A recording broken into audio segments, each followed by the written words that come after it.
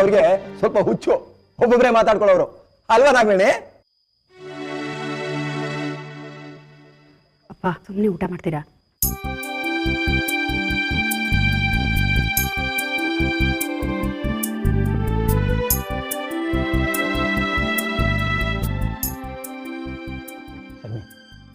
ಇವರೇ ಇವರೇ ಇವರೇ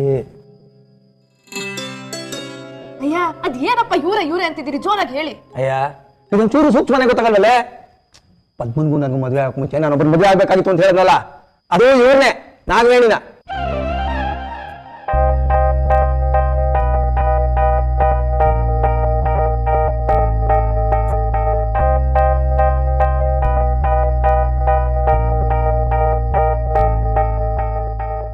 ಇವ್ರ ಹೆಸರಿನ ತರಾನೇ ಇವ್ರಿಗೆ ಉದ್ದ ಕೂದ್ಲಿತ್ತು.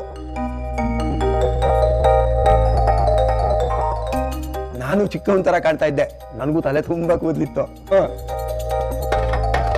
ನಾಗವೇಣಿಗೂ ನನ್ನ ಮದುವೆ ಮಾಡ್ಕೋಬೇಕು ಅಂತ ತುಂಬಾ ಇಷ್ಟ ಇತ್ತು. ನಾನ್ ನೋಡಕ್ ಸಿನಿಮಾ ಸ್ಟಾರ್ ತರ ಇದ್ನಲ್ಲ, ಸಿನಿಮಾ ಸ್ಟಾರ್ ಆಗೋ ನಾ ಮದುವೆ ಮಾಡ್ಬೇಡ ಅಂತಾರೆ ಹೇಳೋ. ಕೇಳ್ಬೇಕಾದ್ರೆ ನಾಗವೇಣಿನ. ಆದ್ರೆ ಇವ್ರಪ್ಪ ನಾ ತುಂಬಾ ಚಿಕ್ಕವನು, ಬೇಡ ಅನ್ಬಿಟ್ರು. ಅವಾಗ ನೋಡಕ್ಕೂ ನಾ ಚಿಕ್ಕವನ್ ತರ ಕಾಣ್ತಿದ್ದೆ.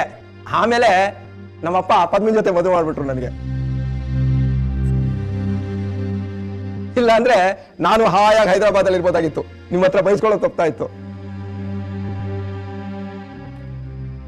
ಅಪ್ಪ ಸುಮ್ಮನೆ ಊಟ ಮಾಡಿ. ಮಾವ ಇನ್ನೊಂಚೂರು ಅನ್ನ ಬಡಿಸ್ಲಾ?